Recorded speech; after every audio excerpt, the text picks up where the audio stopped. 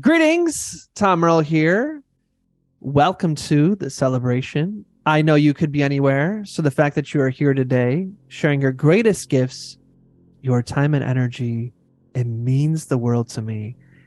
You are valued, appreciated, and loved just as you are. By the time you're hearing this, this will be old news. So if you're hearing it again, celebrate it all the same. But if you're hearing it for the first time, I thought this was so interesting, so inspiring, so amazing. So let me read this to you. This is here we go.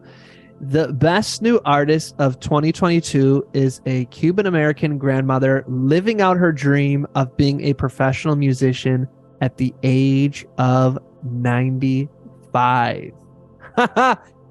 At 95, she won her Grammy, and in her speech, she thanked her daughter and grandson, who was the one to first record her music. She said, "My grandson was the one who helped me get to where I am now. I want to dedicate this award to God and my homeland, Cuba, which I will never forget." Yes, y'all. So in here, Angela Alvarez, that's who won it. She's the person who we're talking about here. Has loved music her whole life, learning to play guitar and piano as a young girl in Cuba and writing songs from the age of 14. So this is a Today article titled "Grandmother Wins Her First Latin Grammy at the Age of 95." Angela Alvarez. She has been playing music since she was 14. 14. Finally, she's, if you Google, you can find her on Jimmy Kimmel. So everywhere, finally at the age of 95. My friends, whatever it is that you are building, would you be able to continue dedicating your life to it, getting better every single day, and you're not going to experience the levels of success you're envisioning until you're 95? Would you be okay with that? If not, that's okay. Then what you're doing right now is your in the meantime job. Keep working at it, keep doing your thing, but it is your in the meantime job. It is not the lifelong thing you want to dedicate your life to. You might not yet know what that thing is. That is okay. Imagine if when we were 14, I wouldn't have known that I was going to be recording a podcast. What's a podcast? I don't know. What's the internet? Okay. So, that's the way to look at it. I have something like that in my life. Mine is music. So I guess that's why I relate to this. If it takes me until I'm 100 years old for me to be able to get my music out there, that's fine. I have no impatience with it. I'm totally cool living my life while I figure that out. But for you, what is that thing? If you don't have a thing that you're willing to put in until you're 95, that's fine. It doesn't have to be something in your professional life. It doesn't have to be something creative. It can be family. It can be loving yourself, whatever it is. But for a lot of my folks who listen to this, you have something that you're working on super hard. So you have to ask yourself, what if it took you until you were 95, until you experienced success? Would you still want to do that thing? If the answer is no, keep doing the thing you're doing, but start looking for what is that thing that you would do even if it took you till you're 95. And once you find that thing, always make sure you have yourself set up in a way where it doesn't all come down to that thing itself making you the money you need to survive, especially when you're getting started, especially when you're trying to get to that next level. You always have to have cash flow coming from somewhere to support it. Wanted to start us off with that excitement there, my friends. Once again, by the time you see this, is going to be old news, but I'm still going to share it with you. I don't know if you've seen the video of Lupita Nyong'o training. She posted online at the time of this recording where it showed her doing the workouts she needed to do to be in Black Panther. So my wife and I saw Black Panther the Monday it came out. So it came out on Friday. We saw it on Monday. So we saw it while my daughter was at daycare. And we both definitely noticed, like, okay, go Lupita. And then when I saw on Instagram how she was working out, I was like, oh, y'all, when you start talking about the greatest of the greats, and I think that already Lupita is that, time will tell. Y'all, we got it on recording right here. So when she accepts her Lifetime Achievement Award as being one of the greatest of the greats in her field.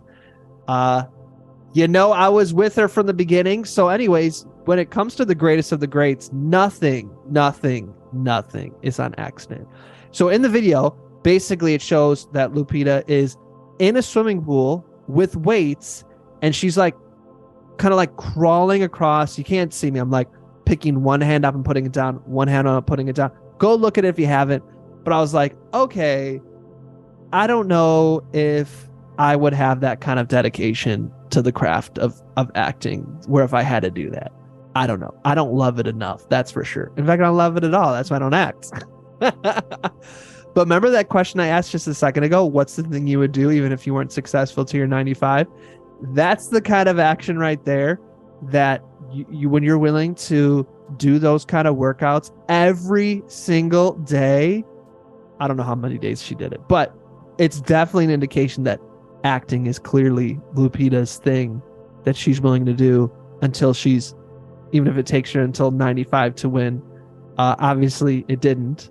We know her name, but you can tell the people who get in there, right? Lupita's got her foot in the door and she's now just kicking ass and taking names. And we see, okay, this is why, because when you get a chance, when you get the opportunity, you go all in. So I want you to watch that. See for yourself, where are we going all in on this as well? I have recently seen some interesting videos online, a lot of these fun, exciting things through Reels. And one of the things I'm seeing, and I haven't personally thought about this in a while myself, was, a lot of times when we see people who have really made it, it can almost be taken for granted how successful they are. I got to see Elton John in concert, my wife and I, last month. And I personally only know a couple Elton John songs, but I was thinking to myself, look, this is his farewell tour. One of the greatest artists of all time. Even if I don't know him, I need to go just to experience it. It was here at Dodger Stadium. So we went, and it was as I figured. I knew like 3 or 4 of the maybe, 15, 20 songs that he played. But I have to say, it was one of the best concerts I've ever been to. It was like, okay, that makes sense why you're so famous. So one of the gauges that I use to determine is somebody a dope artist is, I think, if we were in a coffee shop, a lot of noise going on, the coffee grinder and people talking and people coming in and out, all the things you got to deal with at an open mic. Okay, no one knows who you are. And you were just to start singing your hit song, would people stop, right? Because I have seen it. I've done it once or twice where I've performed a song and you just look and everybody stopped. People taking their orders, people making the food, everyone stopped, and it's just like the energy in the air. It's just like hanging on a razor's edge of just like attention.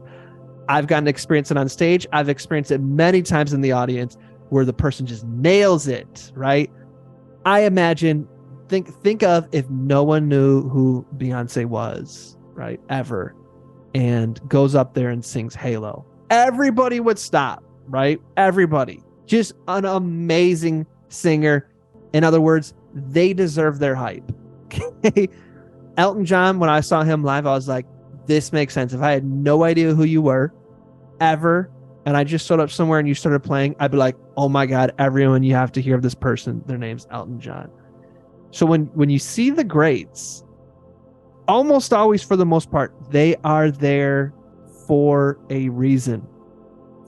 Now, I was listening to this Peppa Pig story that really kind of brought this point home for me. Now, I don't know if you don't know who Peppa Pig is, it's because you don't have a toddler. Okay. Peppa Pig is out of the UK, and it's basically the kind of show that's like, you trust your kids sitting in front of it while you do their hair, or you're going on a long car ride or something like that. Okay. So Jemma watches Peppa Pig. So I was listening to Peppa Pig while she was watching it, And there was this skit that they did that was like, oh my gosh, I have to tell you about this because it's going to explain your life. So basically what happened is there's this one character, her name's Mommy Rabbit. And now obviously I'm like half listening to this because I was doing stuff. Okay. So I'm listening to it and basically I catch it halfway through. So what happens, here's the gist. Okay. Mommy Rabbit is sick. Okay. So her community's like, hey, Mommy Rabbit's sick. Who can basically like do her job for her today while she rests? And so one of the characters goes, I can do her job. How hard can it be? So her first job is she's a cashier at a grocery store. So the person's like, I can do her job. That's easy. I'd love to help her.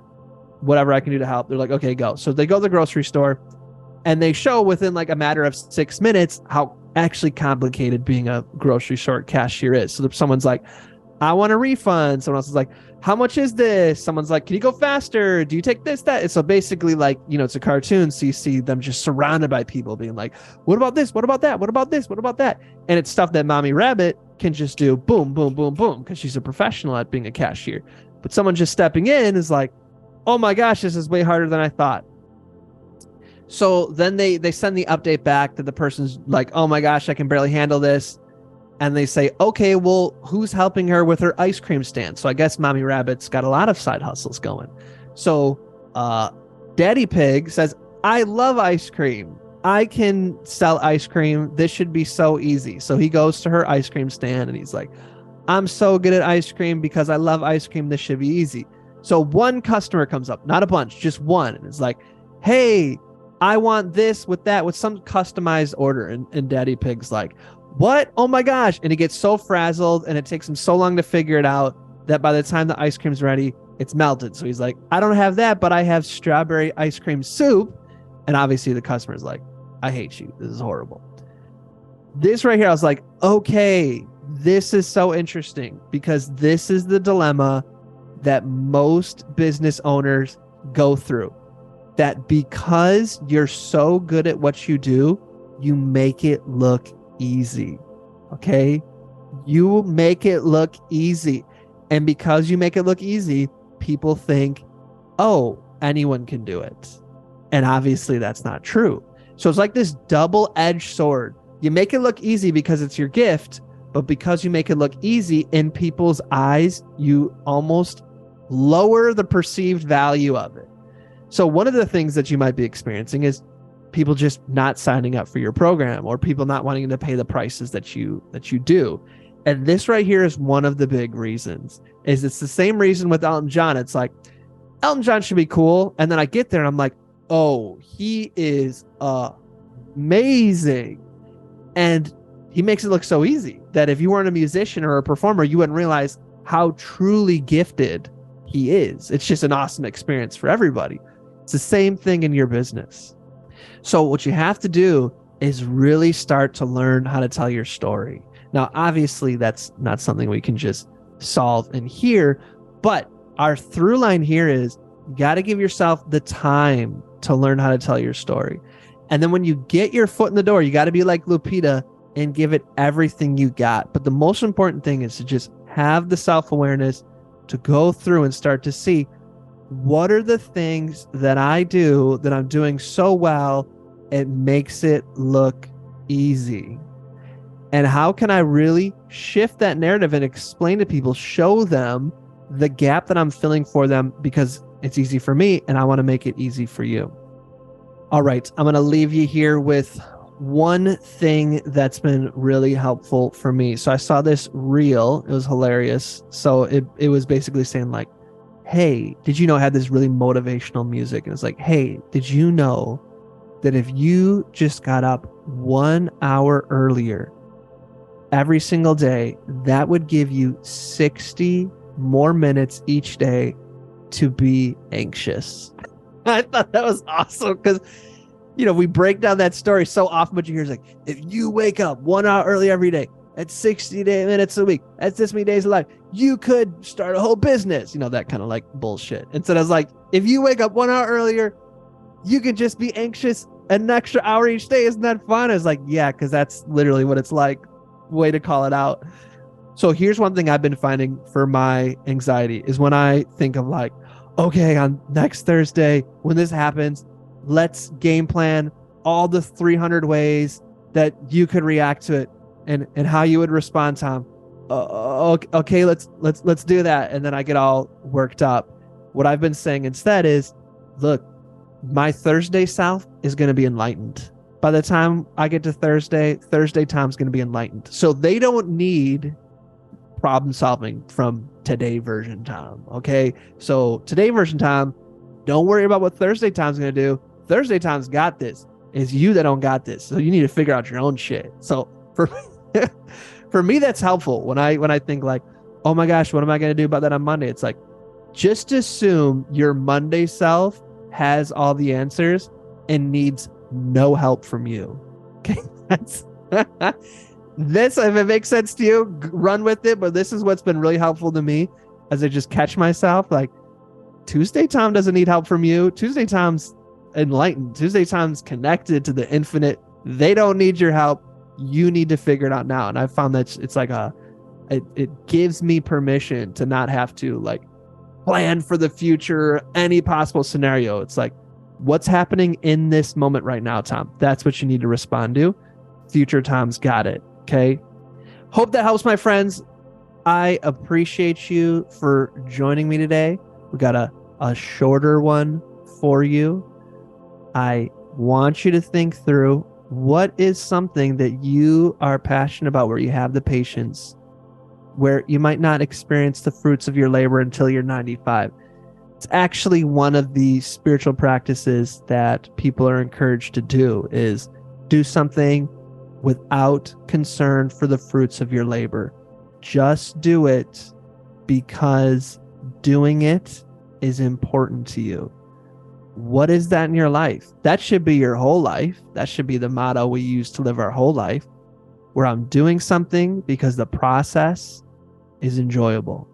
I feel like this is the big through line that we should learn from all these titans of industry, whether it's JP Morgan or the Rockefellers or Elon Musk. It doesn't matter if you create something that is just worth billions of dollars and amazing. If you destroy lives doing it, if you're a piece of shit while you're doing it, if you're just creating all these things, I don't care what you create. You can have your technology back. You can have the industrial advancements that you made back. You can have it back. This has to become the age of how you do it matters. And that's really, for me, the through line of, hey, are you willing to keep doing something even if you won't have success until you're 95? It's like, you gotta let go of wanting that short-term success and just do the thing in a way where you enjoy doing it now. If you are hating your business, you're doing it wrong. Okay? It is not worth sacrificing weeks and weeks, which turns into months, which turns into years of unhappiness, by just telling yourself, well, one more launch, and then once I'm successful from that launch, then I'll be happy. I can tell you, as somebody who personally has had successful launches and has helped people with successful launches, or whatever you want to call it, that successful launch doesn't bring you any happiness. You got to generate that from within yourself. External success will never give you happiness, because what you do is as soon as you experience the happiness, you reset the bar. All I want to do is make $50,000. The second you make $50,000, you're going to go, oh, I don't feel as happy as I thought I would. I must need to make $1,000, $100,000. You got to generate that from the inside out. You got to put in the work like Lupita, but the work I want you to put in is on the inside, that internal journey. And when you do that, that is how you start to ease that anxiety, is when we stop putting ourselves constantly projected into the future and just find it right here, right now.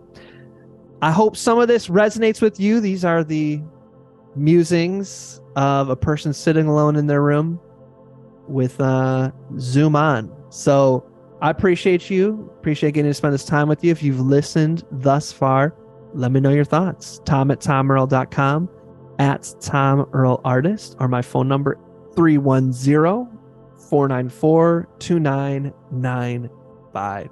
My friends, I would be honored if you were to join our immersion program. Our immersion program is we are really coming together as a community to boldly tell our stories and then to get it directly in front of the perfect person who is meant to experience it.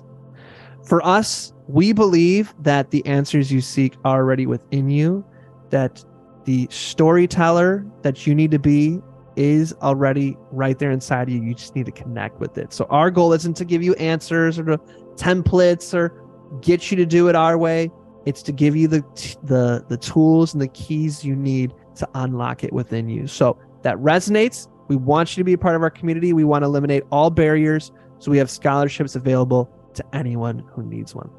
My friends, I will see you next week. I appreciate you. And as always, I'm wishing you peace and blessings. Thank you. One more thing. I'd love to continue the conversation.